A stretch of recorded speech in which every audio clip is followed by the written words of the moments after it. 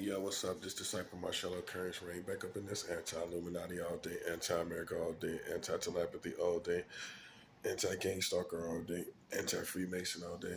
So, so basically, this message is going to be about this is not our plan, but God's plan. This is not our plan, but God's plan. This is this is not America's plan. This is not an American plan, but this is God's plan. Because see, many of you are confused because of your lack of spirituality. How does this supposed to work out and cut out? As far as America and the people here, what they supposed to do? They ain't supposed to get me Christians. That first of all, there is no plan for those who are not Christians. Okay, what plan God got for people that's not Christians? Hello, hola. So there's no plan for people that are not God's people, per se. We're all God's creation, like I've explained it before. But we're not all God's children. You know, that's an American cliche. I got to do a video about that. We're all God's creation, but we're not all God's children. Okay, how you on your way to hell and God's child? Make it make sense now. Wouldn't you be with him if you wouldn't you be on your way to heaven and be with him if you his child?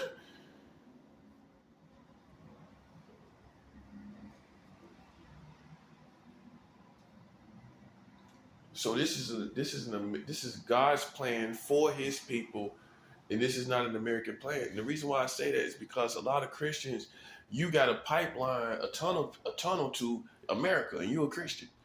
I got to do a video about that. You shouldn't have no tunnel to America at this point, where you talking about your prosperity and your blessings, and then you can run under this little tunnel, and you got this pipeline where you got this little networking thing going on with America. That's a 7 hour.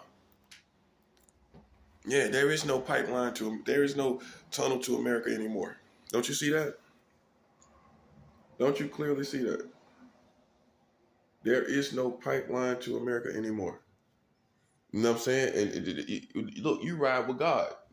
Okay, you as a human, you can be cool with them, but let's check how God feel. Boom. You can be cool with them on a cordial level, behavioral level, right? Emotional level, right? How about how God feel? And you're supposed to be riding with God. So see, the next level is, what does God feel about all of this? How does God feel with all these killings of innocent human beings, children being killed, people being pushed on trains, like that Asian woman pushed on a train by that homeless man, and she was advocating for homeless people. Okay? How does God feel about all these children being killed by their own parents? That's what you need to try to ask God. What does He want to do? What is His plan? Because you're ignoring all of this. Think about it. Look at it. Now you see what I'm saying. You're talking about blessings and prosperities, but totally ignoring all of this. And how God feels about all of this. Those two things, right? You're ignoring all of this and how God feels about all of this.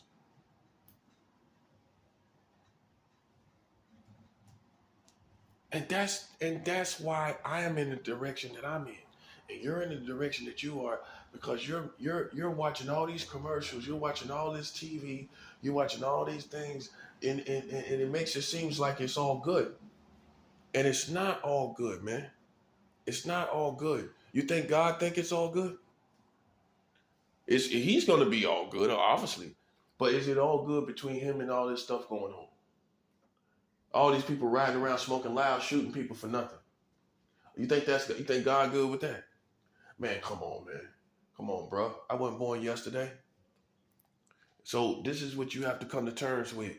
How God perceives all of this and feels all of this, and stop trying to put your biased emotion on God's plans and your pursuit of riches and prosperity. Stop trying to put God's plan on your prosperity and your endeavors for prosperity. Stop trying to put that all in God's plan, because at some points the prosperity stops, right? At some point the prosperity stop, right? Okay, because we coming to the end of times in the last days, the prosperity gonna flow the whole time.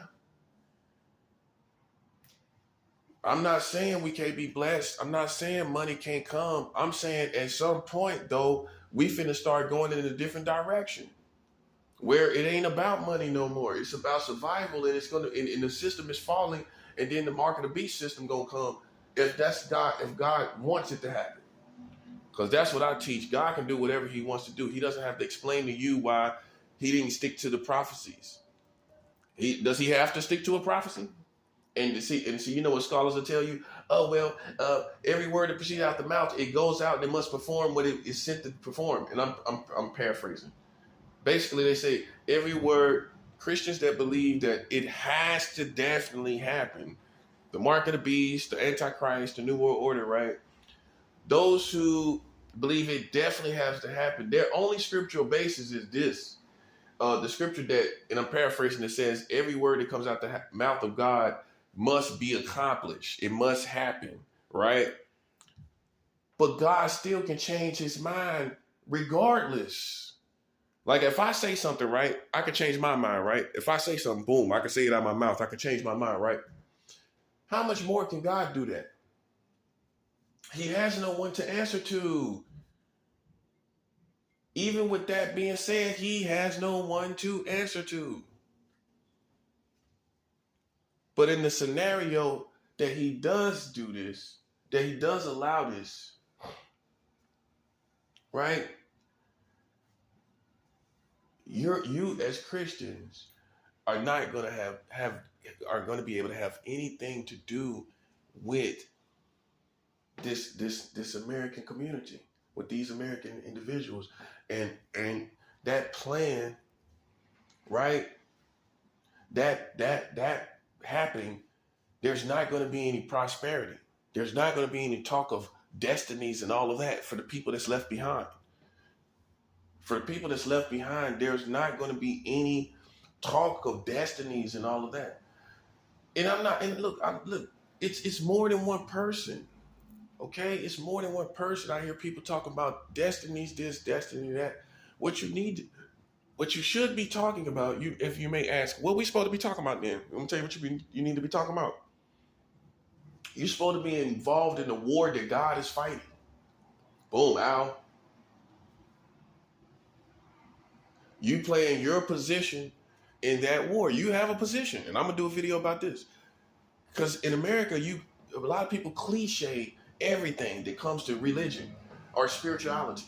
They cliche everything. Oh, well, God, the battle is the Lord's. And the Bible does say that. But you're clicheing, though. You're clicheing. The battle is the Lord. It's in God's hands. God got it. Okay, yeah, that's true. That's all true, right? At the same time, you have your position, right? You have your position in prayer and fastings. You're a part of his military. What you supposed to do? Sit there? You're a part of God's military. You're supposed to just sit there. That's what you're telling me. And get blessings and prosperities while straight wars breaking out. You should understand you got to shift, because there's a war also with the community and the systems. It's in God's hands. God is fighting the battle. You have, in addition to that, you have to fight. You have to stand in a position understanding that the war is against the system and the community and the people that choose to oppose God. It's no longer it's not like this whole big time of evangelism like many people might think it is. No, it's not. They chose to be, let me explain this. There are people in your community that have chosen to be,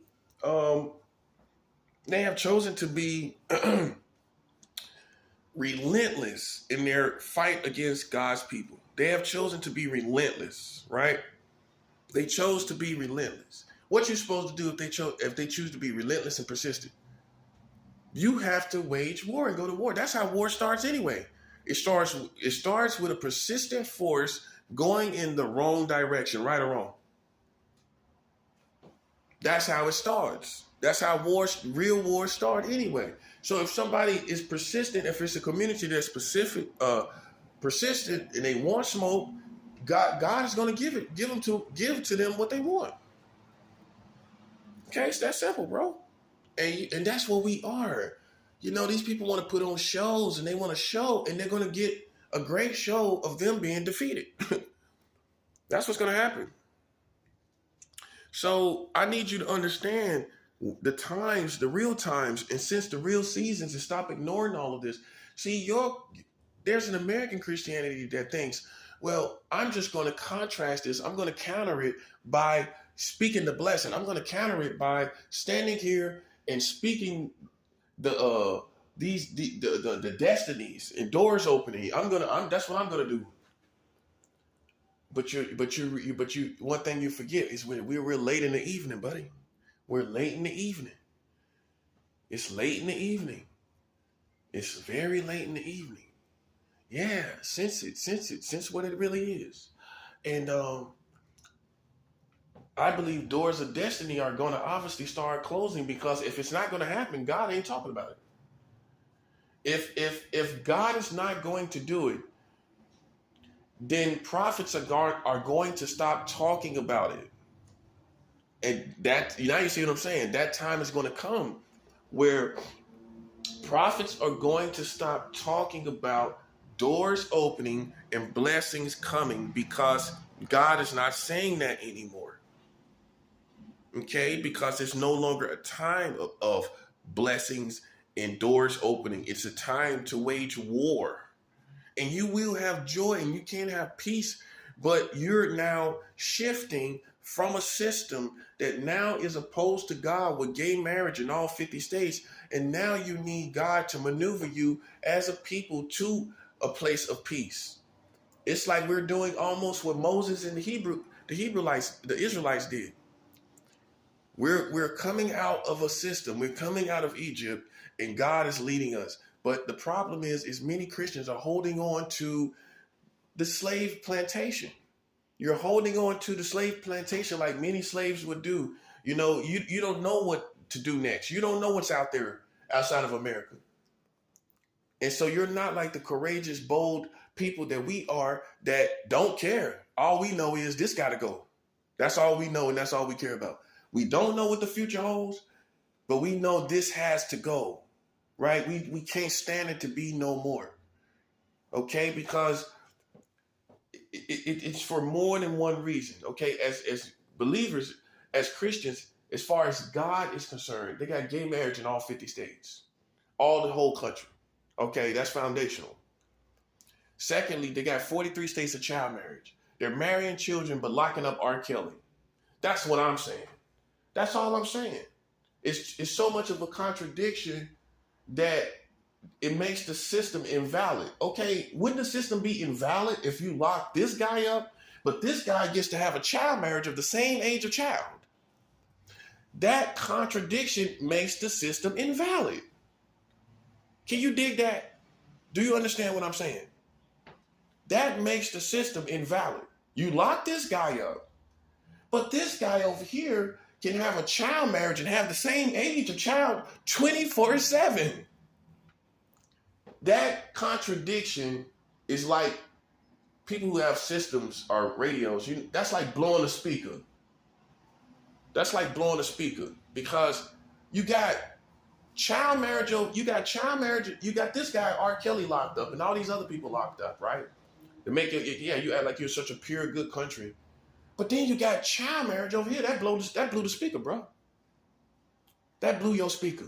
That blew, and for other people don't understand what that means, that blew your light bulbs. You know how you turn on the lights and it blows? That's what happens when you have child marriage over here, and you got in 43 states now, and you pass your last child marriage law under the Donald Trump administration if you don't think it's relevant.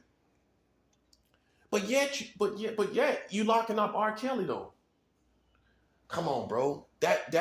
Listen closely and carefully. That is why the system is invalid. It's the contradiction. You can't have a system, a big system, Okay, this guy goes to the courts now in this system. Let's look at it in real time. This guy, R. Kelly, goes to court, right? He gets what he gets, right? Boom. This other guy comes to the courts and gets child marriage of the same age of that R. Kelly was accused with interacting with sexually and inappropriately. That's what we talk about. So, the same court is doing this. Now, how would you, if you were sitting in the seatings of the court, how would you feel about that? If you witnessed R. Kelly, you say, "Oh, that's called R. Kelly right there." You see R. Kelly, boom. Then, okay, he come and goes. You feel bad for him. This is the same court now. Follow me. Same court. Now this other guy comes in and he has a child and he marries the child of the same age that R. Kelly was accused of being with. And you're sitting in the same court. How would you feel about that? Now that they leave, he gets his child marriage documents, right? They seals it off as far as what he needed to do for that day. It's sealed off and everything. He walks away. Now, how do you feel about that? You just witnessed R. Kelly get locked up, taken behind the courts to the jail, and then this other guy walks out the doors that you came in with child marriage licenses. And you're still sitting there. Now, how would you feel about this system? I don't think this system should be going on. And that's what we're doing. We're pointing out that this system is now invalid. This is not propaganda. This is not a gimmick for my own purposes. If we revealed it to the whole community, that's what's going to happen with God's help. The whole design of the American culture and community is going to want this overthrown. They're going to want this overthrown as a community because you've done everything now. You've done everything. And now that people know it's here, it doesn't matter what the satanic advocates or the dark patriots is what I call them of America. What they're doing is they're going around to the community trying to explain. I already know. They trying to explain the process of child marriage. Do you care about the process? Or do you care about the fact that it's an option in America in 43 states? It's a possibility. So we don't care about the process nor do we care about how many people are doing it. That's ludicrous. Why would I care? I don't care about the numbers. I'm gonna count up all the numbers and say, well, that's just enough. I'm mad now. I'm mad. It's more than I imagined. I'm mad. Do you care how many people it is? You're talking about the system. That's a 7 hour. You concerned about the system. You want the system to be brought down. You don't care about what the process is. You don't care about the name, how many doing it. You care about the system doing it, making it possible, making it a possibility. This is the problem. And if you don't take it seriously, your community is going to take it seriously. I guarantee you that. Wait till they all find out collectively. Watch how these Americans act. Yeah, they're going to go crazy. See, you nonchalant about it because you're the enemy anyway. So I don't expect you, listen, look, you scared more than anything. You scared more than anything. Listen, wait till the whole community finds out. You're gonna see the real reaction. That's all we waiting for. And that's all I challenge my enemies and skeptical people to do. I really, actually, the skeptical people. Go tell the whole community of America then. Go tell some famous people and get it going. Tell as many famous people that you know. Your family, you might, here in New York, you might have famous family members. I'm pretty sure some of y'all do. Go tell them. Go tell them, and they'll tell others, et cetera, and see how this turns out, buddy. See how this turns out. Look, they shouldn't have opposed us. And if you was on my side, you know what you should have did. It ain't my fault. You can't be like, well, he's so stupid because we're on his side. You know the problem with that? You know the problem with that? I'm going to tell you the problem with that. I'm going to tell you the problem with that. In war, you have to articulate your position in clear ink. We in war. And you sitting up here playing vague, mysterious, shadow in the dark games? Shadow in the corner games? Lurking in the dark, lurking in the shadows? This is not the time to lurk in the shadows, my friend. Many good people can be defeated in war because of a lack of communication. It's not my position to communicate what you feel. In your position, how is that my position? I am communicating. Although I am spiritual and I have the ability to pick up on your real feelings because God shows me. He's able to show me what you really feel. It still comes a time, in a time of war, that you send an ambassador, a representative.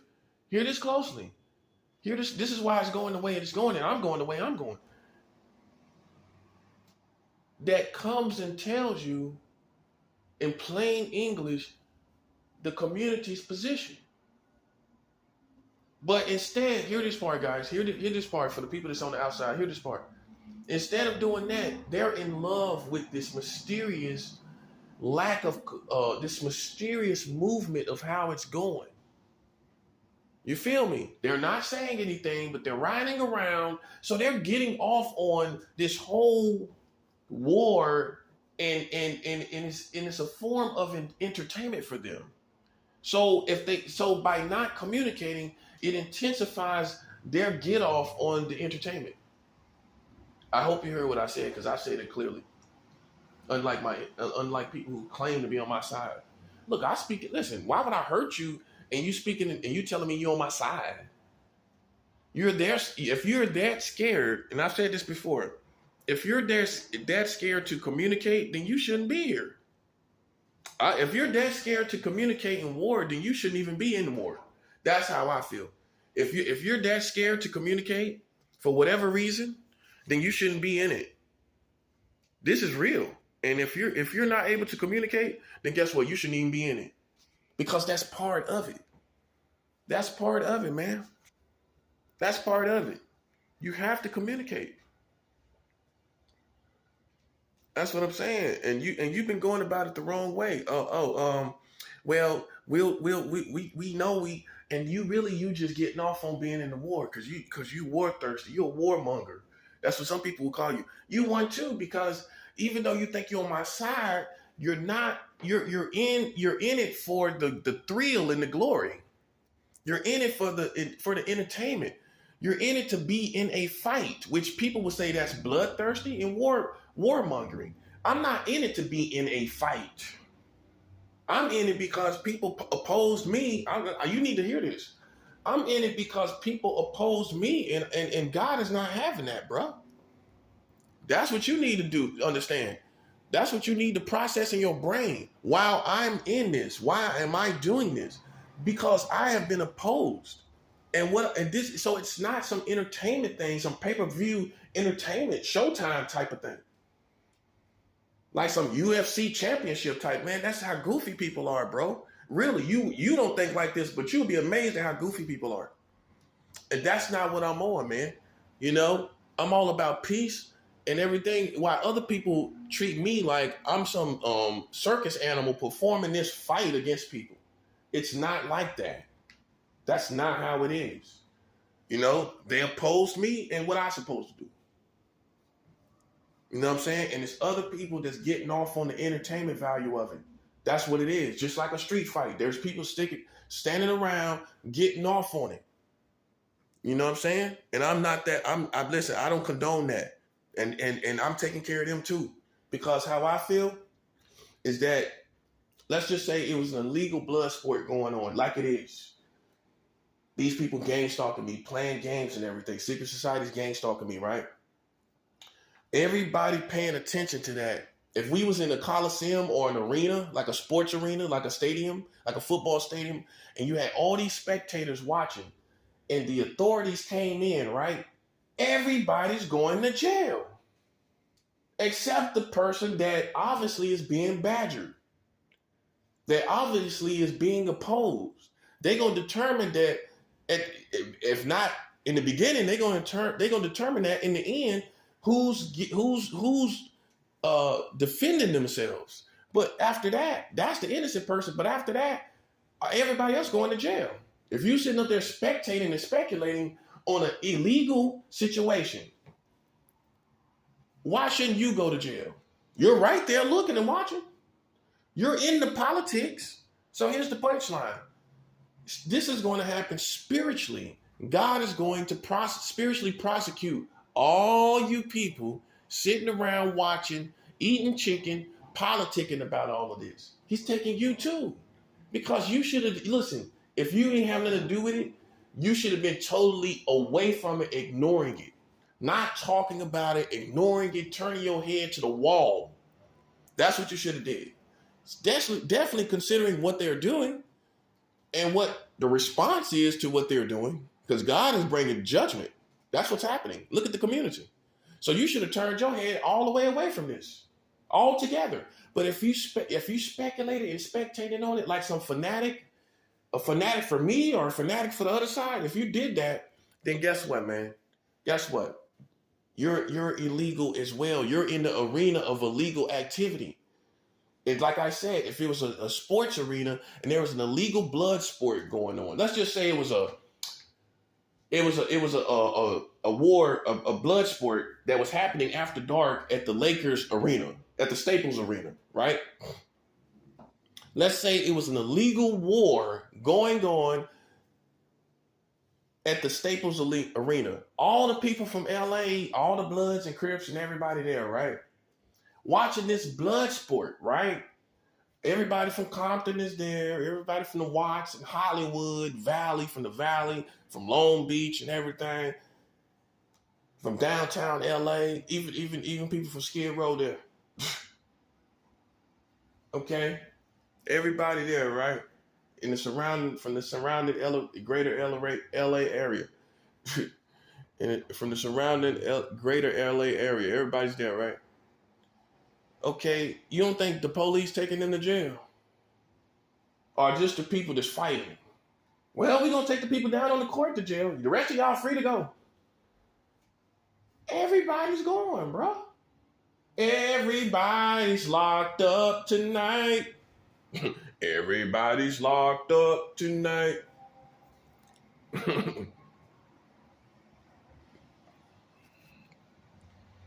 That includes the people that's entertaining it, bro.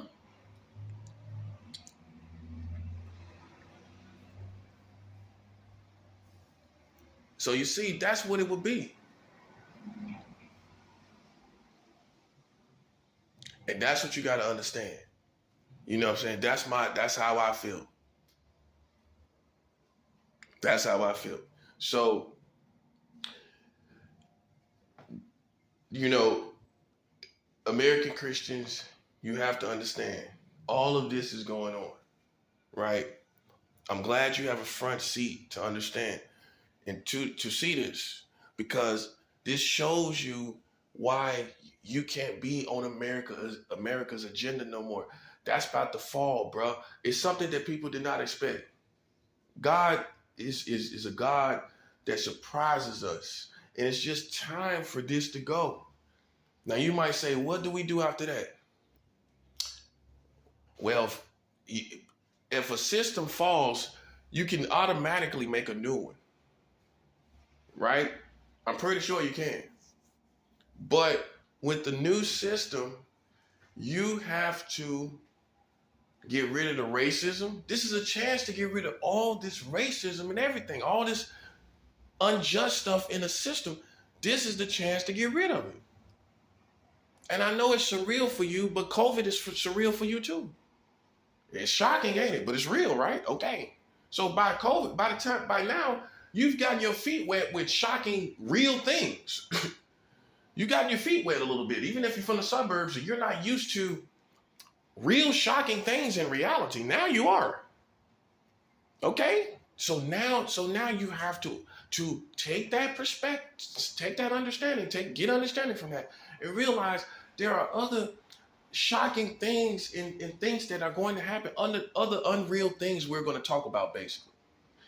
And basically, we're going to talk about a lot of unreal things that just seems unreal.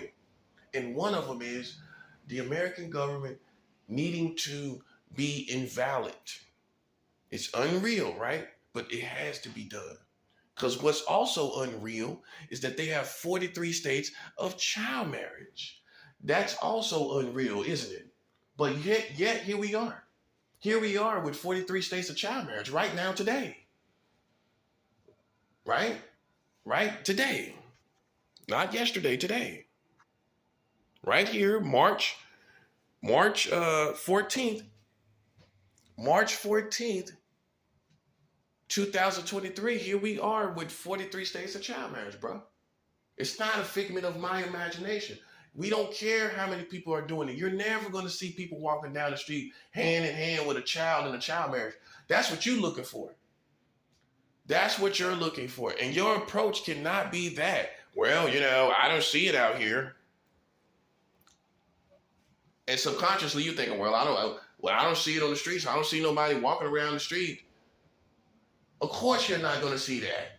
In fact, half of these people are going to be driving around. Probably why you don't see it is because they're driving around. And that goes for the people who have sex with children under the age of consent. Under the age of 18, they're driving around. They ain't walking around with no 17-year-old girl. Come on, think about it. They know the society that they live in. You think they're going to walk around with a 17-year-old girl in New York? But the age of consent is 17. But do you think they're going to do that? Do you think a fully grown man is going to be, even if you don't feel it's wrong per se, you're going to kind of poke at it and make fun of it? At least that, at minimum, you're going to make fun of it, many of you. Are you're going to be having funny energy all around. You feel me? So why would they be subject to that? So you ain't going to see them. They're going to be driving around, riding around. Same thing with a child marriage. You ain't going to see no man that's married to a child saying, hey, America, here's my little wifey. You're waiting to see it. And I'm telling you, they already have it. And you don't need to wait. You shouldn't, don't hold your breath trying to wait to see it. They're going to be too discretional. They're going to be too discreet. You're not going to see somebody walking down the street doing this. All you need to know is that it's real.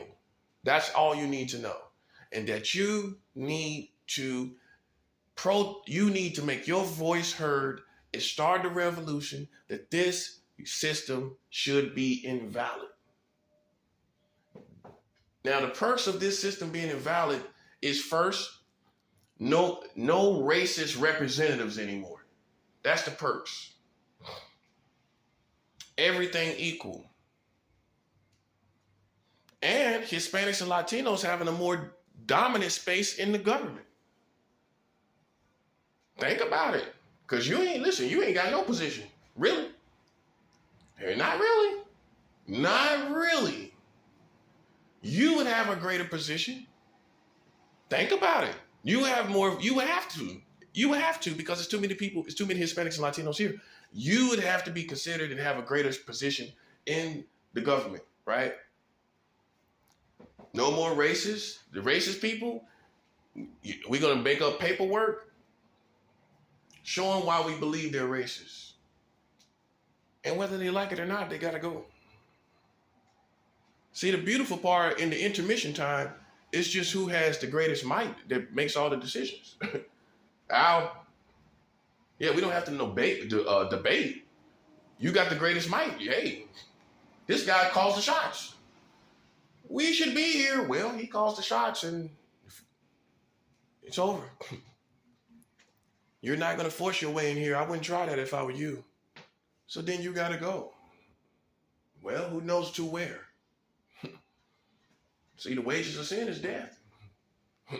Who knows where you're going to go and where you're going to end up? But, hey, you're not going to be a part of the system. And see, this is your only olive branch that you have. Other than that, it's going to happen anyway, and then it's going to be anarchy. So I'm trying to show you before that comes how you can actually make a transition to another system and not go through anarchy. See, our problem is not with the Americans per se, it's with the Americans that's in power. That's the problem. It's not just because, oh, you're at face value, you're American, I just hate you. It's because of your culture. It's the culture in you that I know that is in you, that is not of God. It's not just because you born in America. You can't be naive, bro. You can't be naive following, listening to me. You can't be slow and stupid, because all you're going to do listening to my videos is walk away when somebody's keeping it 100 and have your whole different perspective of that person keeping it 100. It's not that your flesh is American per se. It's the fact that the culture is full of foolishness. With now having child marriage passed under the Donald Trump administration. That's what we talking about, bro. That's what we talking about. That's what we talking about, man. And you could think it's a gimmick, but that's you back to your goofy thoughts, man. I'm not playing. I'm not playing. I know you thought I always was playing, and I'm not. It's them. It's the enemy. It's the monitoring spirits. It's the other people that's goofy and playing. Do I look like I'm playing? Do it look like I play with children? Do it look like that? When I'm talking about 43 states of child marriage, why would I have something else? And I got a fully grown woman that I'm with on top of that. That's goofiness from the other side, bro. Politicking, telling you that I'm sitting up here thinking about people's children. Bro, man, that's goofiness, bro. I know I shut that down, bro. I shut down foolishness. It's their voodoo and hoodoo and all type of witchcraft that they sending in here of all different type of insinuations of other people's children. That's what it is. That's what it is. And they flipping it around and trying to flip it as if that's what I'm doing and thinking about and pondering about. I tell you one thing, I ain't up here masturbating about nobody's children. Now that's where you would say, okay, that person is out of control. You can't, there's no place in time where you see me masturbating about anybody's children, fantasizing and ejaculating about somebody's children. Have it been any place in time? That's never happened in here, has it? It has never happened, right? Okay, then. That's what I'm talking about. Because that's the get off. Last time I checked, that's what the get off is, bro. Actual physical sexual ejaculation. That's the get off, bro. No pun intended. None of that going on, right? Okay, then you need to assume with all of this psychological war that it's the enemy. It's just a level that you ain't on. It's just a higher level that you're not on of spiritual psychological warfare. And I don't have time for that. You know what I got time for? You know what I got time for? Telling you who the real pedophiles is. Who the real pedophiles are. 43 states of child marriage. That's who the real pedophiles are. Okay? That's who it is. All right? And when you realize that, you will stop playing games and allowing people to play games. See, in this war, what we realize is how docile the Americans are. They should have been dead. These people playing games and gang stalking, they should have been dead. In another country, they would have been. The military of another country would have got behind them and just wiped them out. They don't care if they're riding around. They shouldn't have been riding around crazy. That's how they see it. See, American freedoms allow this. See, unfortunately, American freedoms allows evil as well. That's the bad part about it. And some people would say, and I'm glad I'm saying this because military, you need to hear this. Total freedom is not freedom. Total freedom is not freedom, bro. If you give any community room to do every and anything, that's not total freedom, is it? That's the 7th hour. It's not total freedom, is it? You have to have rules and regulations and laws. You can't, all freedom, and listen, any food though, if we let you just all run and restrain, guess what's going, without any restraint of law, right? What's going to happen? Come on now. This is for all the extreme liberals. If if we let everybody go and be totally without restraint to do whatever you want to do, you want me to tell you what's first thing going to happen? All your stores are just going to be wiped out like fish bones. Ain't going to be nothing there. They're going to strip it like meat from fish bones. You're going to go in these grocery stores, in these clothing stores, in department stores of all types. You're going to go in them and it's going to be like fish bones with no meat on it. That's what it's going to be like. I'm telling you. Because that's what Americans are going. If they have no restraint, we see with the riots. When they feel there is no law, and this is not just a certain color, because I'm sure it wasn't just black people doing all that looting.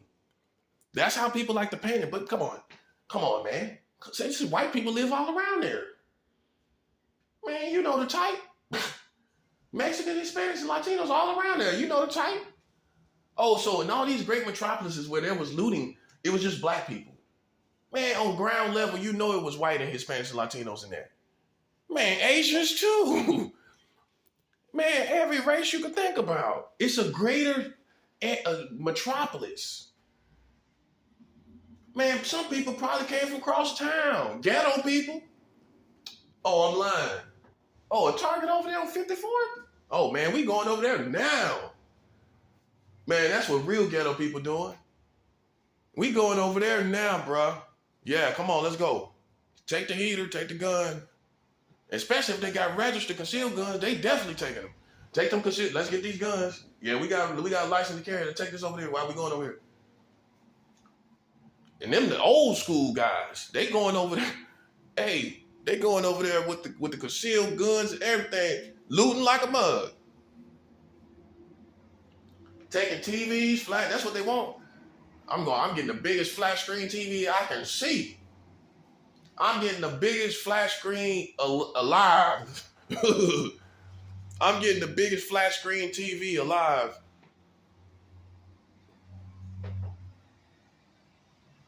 That's a ghetto statement, ain't it? I'm getting the biggest flat screen TV alive.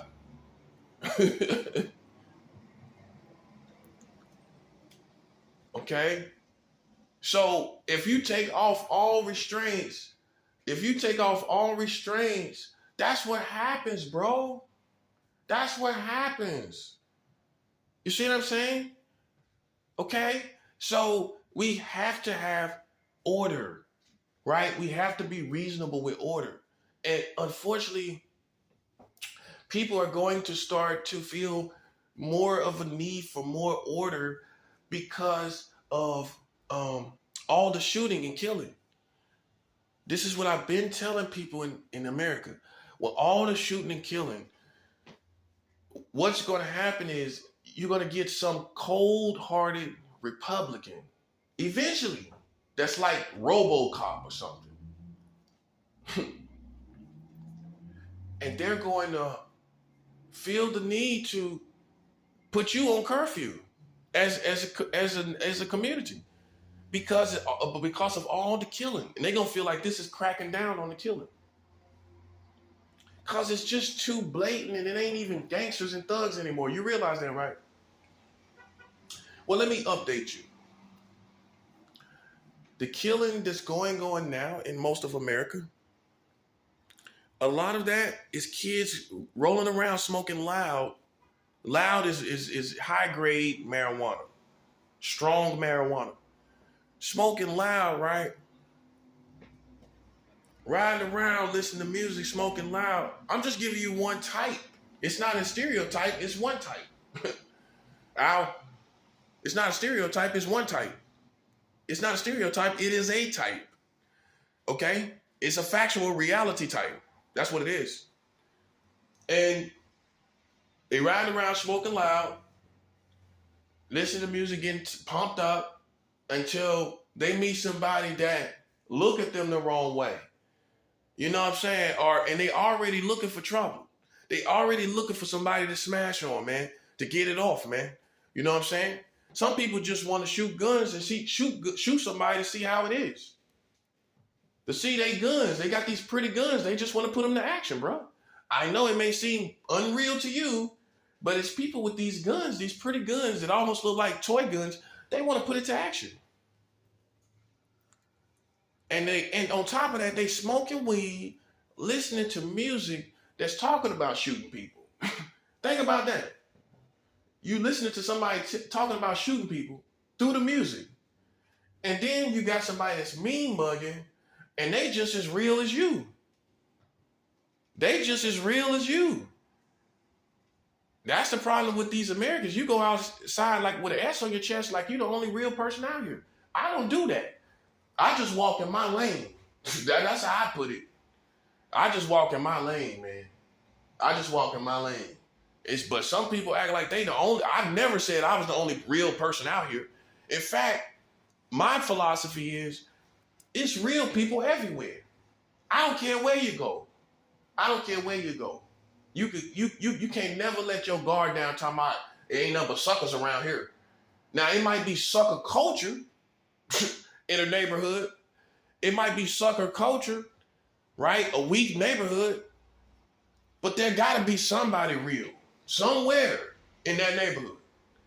It's gotta be. So that's the difference between me and other people. So ignorant people, what you'll do is, when you listen to me and you're not smart, you would go try to find the real guy in the neighborhood and try to pit him up against me. I'm like, look, I already knew it was real people everywhere. I never said it wasn't. I never said it wasn't real people. But you got a lame neighborhood though, and you can't change that. The culture of your neighborhood is lame. You feel me? And it's a difference. And I know it's real people everywhere. You go to Denver, you go to Aspen, it's real, it's somebody real in Aspen. I guarantee you it's somebody real in Aspen, right? Anywhere you go, bruh, any of these neighborhoods, all these neighborhoods through New York, through Queens and Staten Island and all them little neighborhoods, it's somebody real in them. You feel me? It's like in Manhattan, in certain blocks, the 60s, you think you comfortable because you in lower Manhattan. You know how it is. See, I lived in New York. You from uptown, you from Harlem or whatever. This is not picking on Harlem. But you start walking and you get into I've done it before. I've walked from uptown to lower Manhattan. A real New Yorker has done that.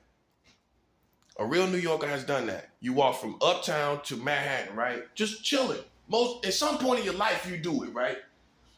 Especially if you're from Harlem or Spanish Harlem. At some point, you walk from uptown to downtown, right?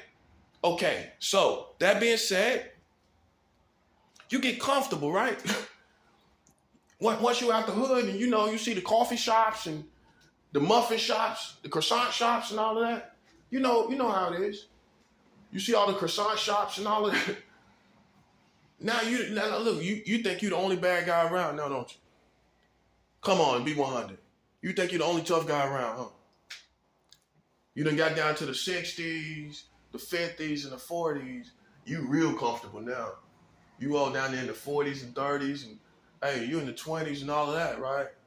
Now you mad comfortable, right? And all those blocks, I guarantee you, is real. It's somebody real there, and you don't know about them.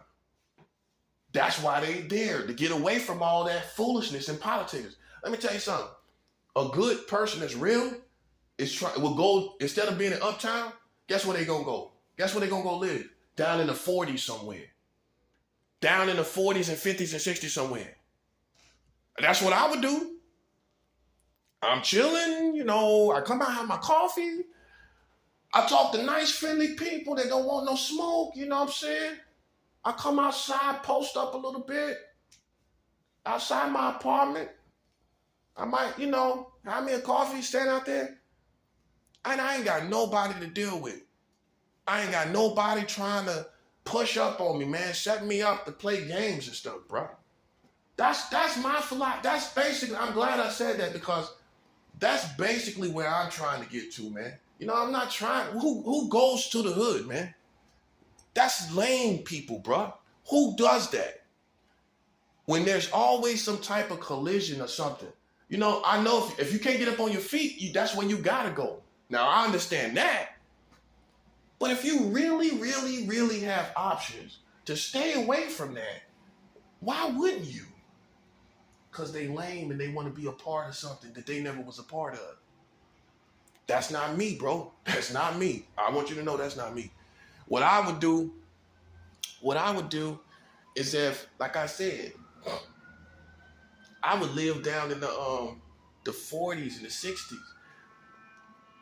I come outside, have my coffee, talk to the locals, have a real good, interesting conversation where you stay out there for about 2 hours talking about something. You know that type of situation. Talk about something that's in the news or something. And then you come back in with no negative energy, no feeling off for anything. That's how I want to live, man. You know what I mean? But some people though, they'll go into those neighborhoods, man, acting like they the only one that's real, bro. Like, I'm not like that. Check yourself, man. Maybe you doing that. Maybe you feel like, you the only one around here. You know what I mean? I'm just in my lane. You know what I'm saying? And people might take that the way, like, if you're not, look, the person can only define their lane. You can't define my lane.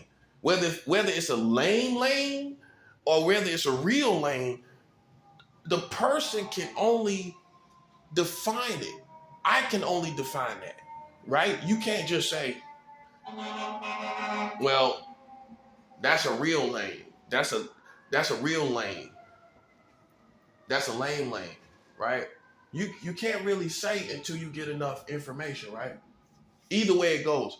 Because in the art of war, it would be unwise of you to just think somebody's fake. I don't do that. I don't sit up and just say, well, that person's fake. I don't know who that person is. Look, they family, they mama could have been selling drugs all their life. And they could have been a little pretty boy. Hear this part. They could have been a little pretty boy and, dressed fresh all the time. And you thinking, look at this sucker. And his mama sell drugs. And if you play with him, they'll put a green light on your head. That's what I'm aware of. That's how I think. You know what I'm saying? And you sitting up there, brawny, cock diesel, brawny, arrogant, sitting out smoking a cigarette, and you see the little pretty boy come up and pull up, and he on his phone smoking loud, walking back and forth, and you like, yo, bro, man, you got a problem? Why you keep going back and forth, pouncing back and forth, pacing back and forth? And really, it's no problem for him to do that. But you look at him like, cause he a pretty boy, you think he a sucker. And he like, bro, I'm just minding my business. And then he defend his position, say, what it is, bro, I'm minding my business, sucker. So he say something, and then, cause you don't know who he is, and then you look at him as a pretty boy, you just think you can go in. And he go talk to his people, and they put a green light on your head. Now you look like a car under a green light. Ow. Ow. Hey, now you look like a car with a reflection of a green light on it. Ow.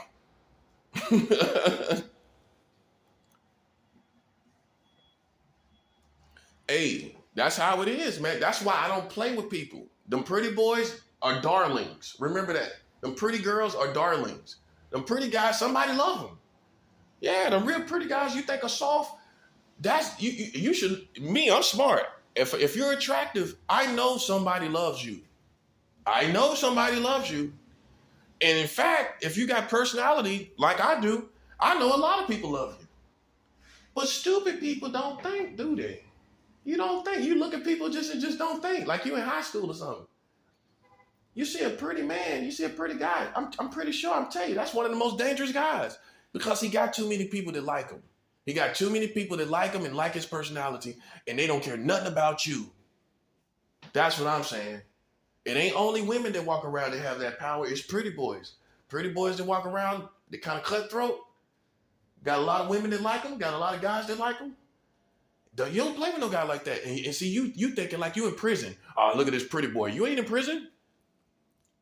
That's why I have to make clear too, and I might do a video on this. Street wars versus prison wars. Okay, you in street wars, you size up that pretty boy and he got family, they put a green light on him. And it's over with. Now and it don't matter what you thought you could do. It don't matter, do it. It don't matter if you could beat him in a fist fight. You dead. Simple as that. Simple as that, bro. It don't matter if you think he lame. You're dead. And it's a lot of people like that. I'm not one of those guys. But in prison now, you go to prison and it's a street guy and he see a pretty boy, now he might be in trouble. Because he gonna have to, the dude might be in his footsteps and he gotta defend himself. Now he's in trouble. You feel me? Because that's a prison war. You ain't got nowhere to go. And it's just what you can do. And if you don't have no experience at all whatsoever, you can't lay haymakers and that ain't in you, man. You feel me? That's a different situation. But we out here on these streets, bro, where basically anything goes, man. And people be trying people. Like, bro, anything goes. I can leave here and go to California. And I can mess over this whole neighborhood. Because what people do, I'm gonna tell you what people do. They think the out of town guy lacks advantage. As I got older in the art of war, I don't feel that way. Okay, if you from out of town, okay, you might not be able to navigate. But if you smart, your navigation ain't gonna be big anyway. If you got a place to stay, you're gonna be from point A to point B. You ain't all around everywhere, right? So so that's the only thing they really got on you is you don't really know the area.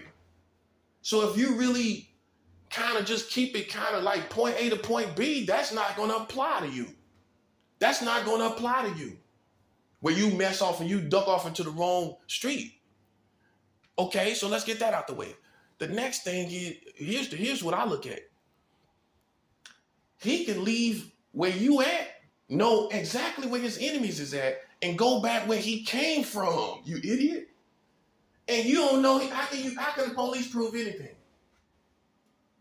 If the operation is clean and he gets somebody to come up here and do something to your community, if that person doesn't get caught and the operation is clean, how can you prove he did it? And where you don't even know where he's at.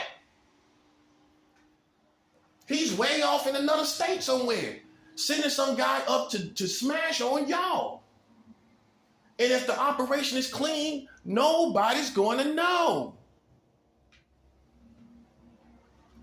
That's my thing about the out of town dude. He can leave and go somewhere else and kill you. And then guess what? He doesn't have all these hang-ups about the environment and community. He doesn't care about the community because he's not from there. Therefore, he gonna smash harder. He don't care nothing about that neighborhood. He don't care nothing about this neighborhood. And that means he gonna smash harder with no compassion. That's what I'm saying. You care all about the park and this is where I met Vivica. This is where I met Jessica. And you want to preserve the community. This dude don't. This dude don't care because he ain't got all those memories. He ain't got all the nostalgia that you got. He don't care nothing about the atmosphere. He smash on everybody. Listen, you smash on certain blocks because it's your neighborhood. He smash on everybody with no consideration of no one. That's why you don't play with somebody from out of town. You don't do that. And you don't know who else, other cities he know. You just don't know, bro. That's why I don't listen. One thing I don't do, I know my position. I know how bold I am in my position. I am who I am. But I don't underestimate my enemies. I'm just in the kingdom of God and ain't nothing they can do. Ow. Whoa. I'm in the kingdom of God. What you gonna do? Because look, if anything happens to me, God gonna smash. And he gonna continue to smash. And guess what? I guarantee you ain't gonna like it. I guarantee you ain't gonna like your life when God is smashing on you until y'all gone. I guarantee you ain't gonna, I promise you. Like I always say, God has a way of taking away your smile. If you the enemy, God has a way of taking away your smile. He'll wipe that smile right off your face. I guarantee you, he has a way of doing it. I guarantee you. And you'll think, oh, we'll live on. Okay. God has a way to take away your smile, brother. And I guarantee you, you won't be happy. I guarantee you, you won't be happy. Okay? Let's keep that in mind because you picture yourself going on. Incorrect. That's a negative. That's a negative. You know what you'll be doing? You'll be in destruction. Ow. Oh, wow. So we got to go with God's plan, man. We like, you know what I'm saying? We got to go with God's plan. We can't go with America's plan. We can't go with America's plan because America's plan is, you know, gay agenda, 50 states of gay marriage. That's why you as a Christian, you can't even go with America anymore. You can't even go with them. You know what I mean? You can't do it. It's that time is over. Okay? You can't go with them. So you have to come to terms with that. Because how you think God feels about it? I can't stress this enough, man. How do you think God feels about this? About this gay marriage? Oh, he's just kind of cool with it. Don't disrespect God, man. Don't disrespect God's standard, bro. You feel me? God is not cool with it, bro. At all, man. Not even 1%. Now check this. You're kind of cool with it. You're kind of cool with it. 1-2%. How cool you with it? About 2 or 3%, huh? You might not go 100. You know what I mean? But you kind of cool with it, ain't you? A little bit. You know, you feel like they should be able to do their thing, huh? Okay, see? You can't go with God, bro. Listen, you sliding with God or you sliding with Christians, American Christians. You see the difference? You sliding with these preachers that don't talk about gay marriage in 50 states and don't talk about child marriage in 43 states. You sliding with them or you sliding with God, bro? That's what I'm saying. We have to regroup and slide with God, and those who slide with God come together. Because what we have is confusion. The reason why Christians are the way they are and looking the way they're looking, because they sliding with the preacher. They sliding with the preacher, and he ain't got it together. He ain't talking about these 50 states with gay marriage. He ain't talking about 43 states of child marriage. He ain't talking about that. So you sliding with the preacher and what he believes. I'm sliding with God. And then the other half of you are sliding with America. Okay, you a Christian. You got a little, you go to church. You talk about scriptures here and there on Facebook. But you don't got no fasting life. You know what I'm saying? You don't fast. You don't spend no time in prayer. You don't worship the Lord. You don't pray in the Holy Ghost. But you go to church and you put scriptures up there, on Facebook. You're nice to your family. You're not, when you go to the family reunion, you talk about the Lord and his goodness. But you sliding with America though. See that part? You still with them, and you are a self-proclaiming Christian, right? And you're still sliding with a country that got 50 states of gay marriage. I'm trying to update you. This is why I'm just like with the 43 states of child marriage. It took time. It's going to also take time with Christians understanding that you can no longer be with a country that has gay marriage in 50 states. See the progression of my campaigns? Because I had to do the same thing with the 43 states of child marriage. Now, we keep showing you from different angles how it's wrong, right? I had to show you from different angles. I couldn't show you just this way and then walk and then be done with it. It wouldn't have worked. I had to show you from different angles how there's adult vagina and child vagina. I had to show you. I had to show you that there's child vagina and adult vagina and ask you a question: should adults be having sex with child vagina? Yes or no? It's a yes or no question. I'm not asking you what age the child is. Should adults be having sex with child vagina? Yes or no?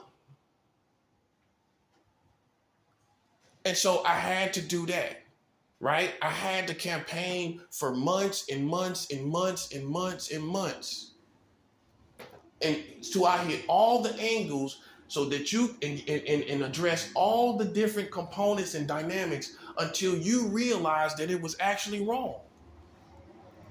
It took a long time. It's the same thing. It's the same thing with showing, not convincing, but revealing to Christians because they haven't been aware of it. Just like you wasn't aware of child marriage. I have to make you aware that there's 50 states of gay marriage, right? You have not been aware of this. Now I have to show you from different angles how it is wrong, right?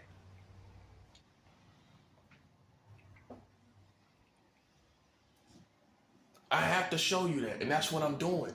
I'm showing you how God is not with a country. How can he be? Okay? I'm showing you how the culture and everything is moving in the gay direction, whether it's directly or indirectly. So you might have straight women and men that do not practice homosexuality and they do not practice being a lesbian, but they do support people that do. That's an indirect you're indirectly progressing that community. And you can love people, but not love the things they do. Just like your family. Your family loves you rain, sun, and shine. If you're gay, your family should love you. Right? If you decide to be gay, they still gonna love you, right? Okay, so you can still love people that's family, but you cannot condone what they do. And here's the foundation. What does God feel? How does God feel? What's his position? Love, right? Okay, but at some point, you can't walk with people that don't live the lifestyle you live, right? It's a hard road, man. But look, you can't walk in the direction of offering unclean things and doing unclean things and say you're a Christian. Your hands are dirty. Your hands are dirty. You cannot progress it. You cannot be a spokesman for it. You can't talk on it. You can't act on it. You can't indirectly be a spokesman for any gay movement, gay stuff. You can't be. You cannot be. And if you are, your hands are unclean. Would Jesus do it? Jesus would love gay people, yes, but he would not progress gay movements. He would not imagine Jesus progressing gay movements. That's what I'm saying, bruh. And so I have to say, hit different angles until I hit the one that you realize that it's wrong. Jesus would not be supporting gay movement and agenda. Bottom line, bruh. So Jesus will be progressing gay people. He will be progressing movements and embracing gay culture and endorsing it. Jesus Christ endorsing gay culture. Yes or no question. Of course he wouldn't. So you're supposed to be Christ-like. This is to the Christians. You're supposed to be Christ-like. Why are you indirectly, see, you can't Jedi mind trick me. Why are you indirectly supporting and embracing gay culture and movement? You're indirectly doing it. You're not practicing it, but you're indirectly embracing it. You're indirectly endorsing it. That's what I'm saying. And you still can love people all day. Jesus would love everybody, but he's not going to be endorsing gay agenda and movement. That's the difference, bro. And now, and hear this part. Now that you got 50 states that do endorse gay movement and agenda, you can no longer support that. Well, with Jesus, okay, we established that. Jesus Christ, the Messiah, the Son of God, crucified and raised from the dead in 3 days, now sitting on the right hand of the Father. He would not endorse gay agenda, gay lifestyle, or embrace the gay community as far as the nature of the community, right? So why would he vote in a system that has all gay marriage? Why would Jesus Christ, the Messiah, vote in a country that has gay marriage in all 50 states? Why? Because why would he do that, knowing that that would be indirectly, in some way, supporting politicians who directly or indirectly themselves embrace and support gay culture, movement, and agenda? Because Jesus would know if he voted for anybody that is popular and that actually is successful and that gets into the White House. Most Americans vote for the two most promising politicians, right? Right or wrong? You're not voting for somebody that's not going to make it. Think about it. So you're voting for someone that's going to make it. I mean, what's the point of voting for someone that's not going to make it? I mean, you can look at it and you know what it is. Come on now. By the time you vote, you already know there's two promising people. Right or wrong? I mean, come on. You know this. Okay, so with those two promising people, hear this part very closely. Whoever the two promising people are that you're going to vote for, right?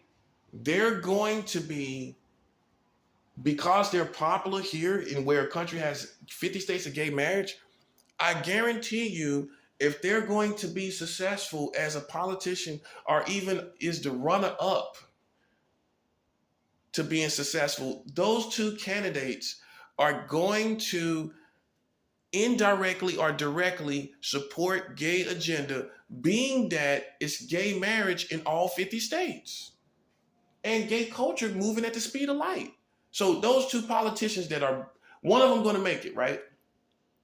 You don't think they support indirectly or directly gay agenda movement? And with their presidency is going to progress gay agenda, culture, and movement. Of course their presidency is going to do that. Of course, some way they're going to indirectly or directly support gay cause. Of course they are. So that being said, do you think Jesus will vote for that person?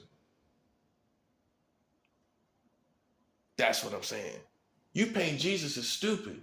Jesus Christ was not stupid. He was diligent about knowing everything around him.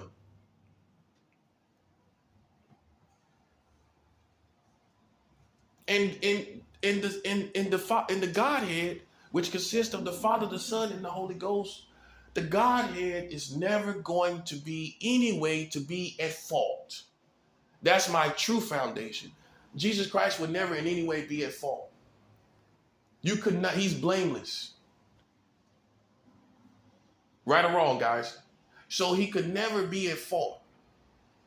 It could never be any possibility of that. And that would be a possibility, empowering empowering a politician, whether they're gay or not. If they are in the White House, they are going to embrace indirectly or directly and support directly or indirectly gay community and an agenda. And if Jesus Christ had done that, that would make him at fault for things that are against the Father being strengthened in the earth. And that could never happen. That possibility could never happen. Because Jesus Christ is blameless, faultless, truly flawless. And he could not be at fault. He's truly flawless. And that's truly flawless, what I told you. Ain't no Christians can be voting and and you call yourself Christ-like. Being Christ-like is being like Christ. And I just explained to you, being a Christian means Christ-like. That's what it means. That's the definition. Christian means Christ-like. A person that is the likeness of Christ, not the likeness of rappers and Americans. That's real, bro. And that's not wrong with doing your music for the Lord, but make sure you're Christ-like, bro. Like, for real. And you should have your own personality. Of course, God gave you your personality. But you know what I mean, bro. You know what I mean.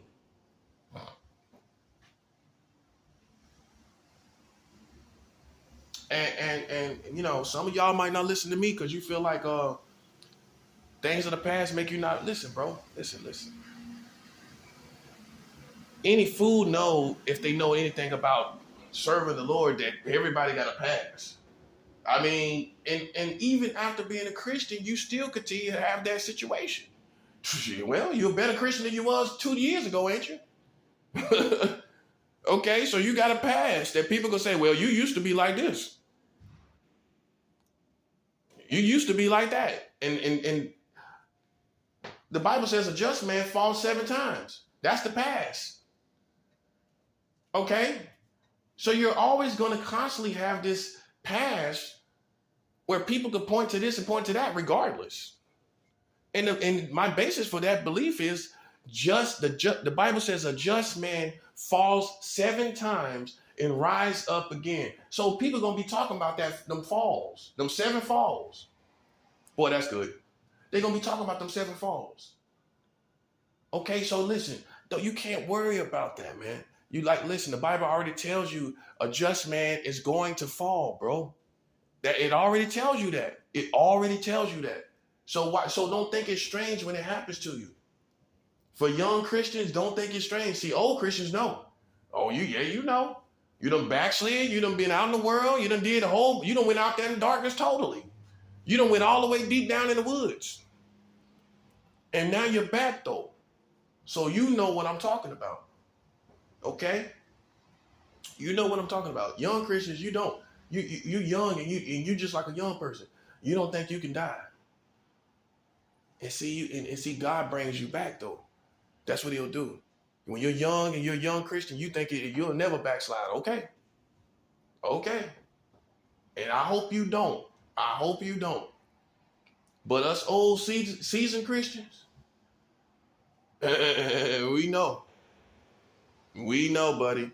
And listen, you can't let people that's in the world try to hold you to something that you know is normal. It's normal for Christians to backslide. And the Bible says a just man falls 7 times. I'm not condoning the backsliding. I'm saying as far as your human experience in life, you as a human, you're going to contradict yourself. And sometimes you contradict yourself heavily or lightly. That's what you do. But as a human, you're going to contradict yourself. I promise you that. And people might judge that got strong ministries. Your ministry been keeping you alive. That's why you ain't backslid. We out here with no needs met. I'm just saying, sometimes many Christians judge people, other Christians, but they've been in ministry the whole time. Of course, you are encouraged. You got a whole following. You wake up to the morning to people encouraging you and praying for you as well, even fasting for you. A lot of you leaders have people that fast for you. I know you know this. We ain't got nobody really fasting for us, buddy. I'm just saying. And your ministry's been holding you up. That's why you ain't backsliding. Ow. And some of y'all was close to it. And what kept you going was your ministry and helping other people, right or wrong. Okay, many of us Christians don't have no ministry out here. And so when the devil comes, we don't get encouraged by all the people we've been encouraging. We don't get encouraged by the people that talk about our ministry. So that's what you got to look at too. Christians that have ministries, okay, that's why they didn't fall off. And they got the money coming in too. Man, come on, bro. You got the money and the good food. You got them big bowls of soup and cornbread from from the congregation. Come on. Why would you give up? As soon as you think about giving up, you get a big bowl of soup and cornbread. Ow.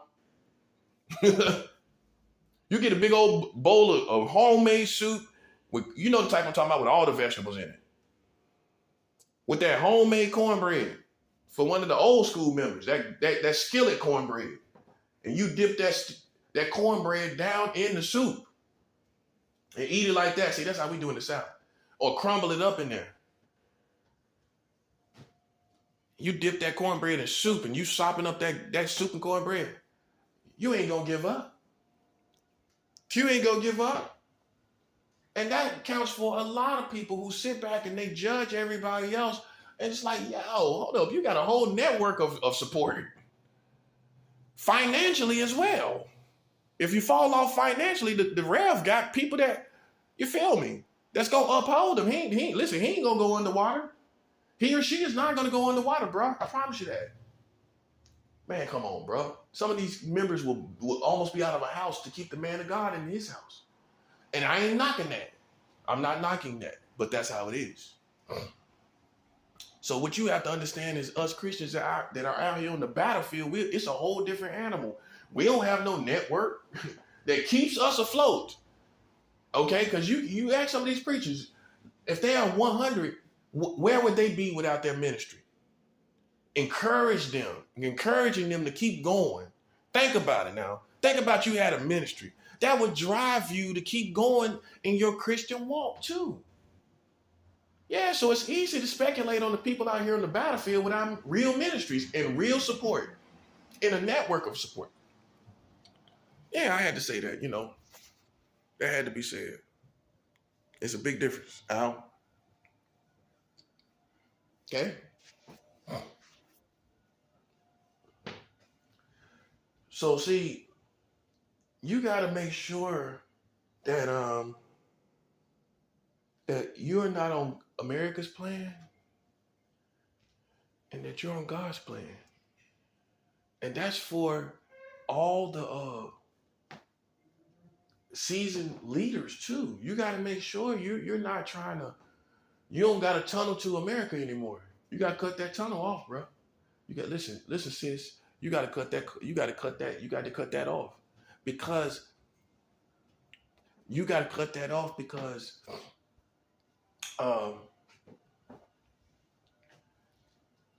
you can't have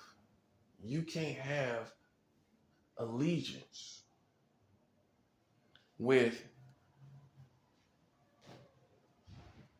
a country that has gay marriage, 43 states of child marriage. You can't be in allegiance with that system.